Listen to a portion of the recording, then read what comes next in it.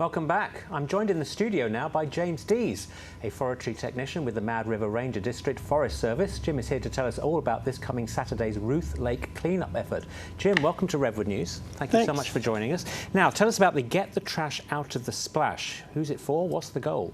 Well, this is part of National Public Lands Day, which is a national event where thousands of volunteers all over the country are going to be giving back to their public lands, showing their appreciation and trying to keep them nice for future generations. And this is involved, of course, the Ruth Lake area. This is Ruth Lake is part of the Mad River Ranger District where I work, and this is our local event that we organize to help observe National Public Lands Day. So when's it happening? It happens this Saturday at from 9 to 2. So we'll gather at the Ruth Lake Marina at 9. If you're a little bit late, don't worry, because whenever you get to the marina, then we're going to point you in the direction of one of our zones where we'll have zone captains ready with trash bags and gloves, and we'll tell you where you can go to plug in and be part of the effort. Now, do people need to sign up, or can they just show up? Nope, just show up and be ready to help. Now, I saw on the flyer that volunteers with their own boats are welcome, but there is an issue with the boats. Yeah, well, it's great if people can bring boats, because there are some parts of the shore that are difficult to access by land, so the boats will be handy. But we are on the lookout for zebra and quagga mussels. We're trying to keep those out of the lake. We don't have them yet, and we don't want them. So what they'll ask is, when you get to the marina, is let somebody there, one of the employees at the marina, know, and they'll arrange to have your boat inspected to make sure that you're not bringing unwelcome guests. Yeah, well, that wouldn't be good, absolutely. Now, are there any food and beverages provided for the volunteers? Yeah, the local school stepped up and offered to partner with us, and they're going to provide hot dogs and chips afterwards. And so after we go out and do some cleanup, then we're going to meet back at the marina and have some refreshments and maybe get a group picture with all the trash that we cleared up. Okay, that will be great. Now, Jim, tell us more about your overall concerns regarding the damage to the lake and the environment caused by trash. What more could people be doing? Well, first of all, 80% of the people are already very respectful. I have to remind myself that every time I'm out there trying to clean up a mess after somebody. It's not 80% of the people that are doing this. They say it's always 20% of the people who cause 80% of the problems. Mm-hmm. But it is important to keep that lake clean, because it's not just a recreation resource, it's also a drinking water reservoir for communities here on the coast. So to some extent, when we take care of the lake, we're taking care of everyone who lives downstream.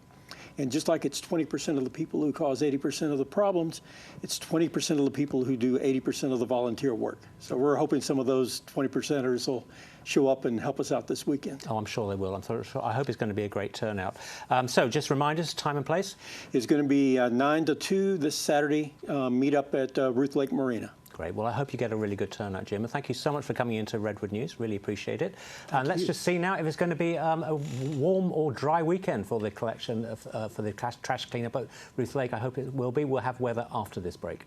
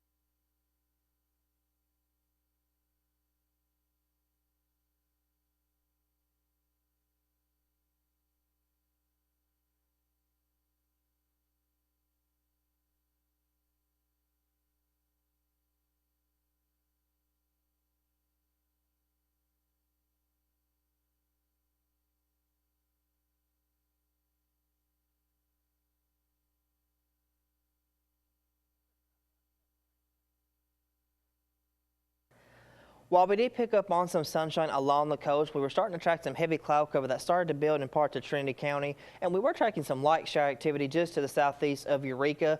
We could see more shower activity begin to build across parts of Trinity County, and that will move into parts of Humboldt County and around Willow Creek. Up around Del Norte County, up around Crescent City, shouldn't see that much rainfall as we move into the overnight hours tonight, and much of the region will be dry to start off tomorrow morning. But the sunshine, we'll see that once again for tomorrow, and we could see temperatures back in the mid-60s. That's what we saw today. 66 for the temperature in Eureka. It was 67 up in Crescent City. Winds were a little breezy. We saw 11 miles per hour winds here in Eureka, and it was 9 miles per hour up in Crescent City. Daytime highs tomorrow will be in the mid-60s to be 65 for Trinidad, but could only see 60 for Crescent City and 62 in Eureka, but could see some upper 60s between Trinidad and Crescent City. Only looking at a high of 76 over in Willow Creek. Further south, we could see temperatures upper 70s around Redwood, 77, 68 in Fortuna, up to about 66 as far as Weaverville. Now, looking at the temperature trend along the coast will be really in the lower 60s from 62 Thursday and Friday, back to the mid-60s, 64 and 65 heading into Saturday and Sunday. Inland areas, we're going to begin that warming trend starting really on Thursday. Will be cool as we really begin the sweep, but by Thursday and Friday, we're back to the mid-80s, upper 80s by Saturday, and yeah, we could be back to the lower 90s by Sunday of next weekend. Now, we have that area of low pressure down towards the southwest. That's kind of what's been responsible for all the rain that we've seen the past few days. We have another area of low pressure that is beginning to form just to the northeast, and we're kind of caught right in the middle of those two areas that will create an unstable weather pattern across parts of Northern California. There will be a few locations really further inland, closer to the I-5 corridor, that could see some possibility of some localized flooding. Now, not seeing that as a threat here. Heading into tomorrow morning around 8 o'clock, we'll see a few clouds along the northern coast. Will be mostly clear inland. Won't need the umbrella or rain jacket in the morning, but by lunchtime and heading on into the afternoon hours, we are going to start to see some showers and possibly some thunderstorms developing pretty much across the entire region from southern Humboldt County all the way up into parts of Crescent City. The heaviest rainfall should remain just to the south of Willow Creek and to parts of Trinity County. We could see some heavy rainfall in parts near Rio Dale and southern parts of Humboldt County. By 11 o'clock, we'll still have a few stray showers in the vicinity of Eureka and parts of Humboldt County. Should be a little bit clearer up around Crescent City, but some heavy rainfall still up closer to the Oregon border. Going into the overnight hours, it should remain clear as far as any rain, but as you wake up Wednesday morning, you're most likely going to need the rain jacket as you're heading out the door or an umbrella, kind of opposite of what we saw this morning and for tomorrow morning, but we'll see more showers and thunderstorms as we head into Wednesday. Now, how much rain could we see? Once again, the heaviest activity should remain southern parts of Trinity County and southern parts of Humboldt County, up to 1/1800ths of an inch in Redwood, up to about a 1/10 of an inch here in Eureka, just over a quarter for Willow Creek, a little bit lighter up to the north closer to Crescent City. Now, for the marine forecast, we do have scattered showers and possibly a thunderstorm across the inner and even the outer waters. Winds will be out of the south at 5 knots, waves northwest 4 feet at 9 seconds, and northwest 4 feet at 16 seconds. Now, for tonight, we're expecting a low of 52 for here in Eureka. Be partly cloudy. We could see a stray shower or two. Winds will be calm out of the north. Tomorrow, reaching a high of 62, we will see more scattered showers and possibly a few thunderstorms as well. Winds will be calm out of the west and the northwest. In the extended forecast, we'll start off again wet as we progress throughout the beginning of this week. But by Thursday, we'll begin to dry out and see a little bit more sunshine as we close out the week, heading into the weekend, as temperatures stay in the mid-60s heading into next week. And for inland areas, similar pattern. We'll see a few shower thunderstorms tomorrow, lasting to at least Wednesday. And as we get closer to the weekend, expecting plenty of sunshine as temperatures begin to warm back to upper 80s and possibly lower 90s by Sunday and Monday next week. And now wrap it up for evening weather.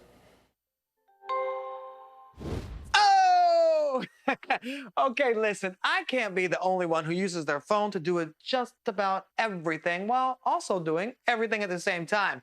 Well, there are a lot of mounts out there, but this one is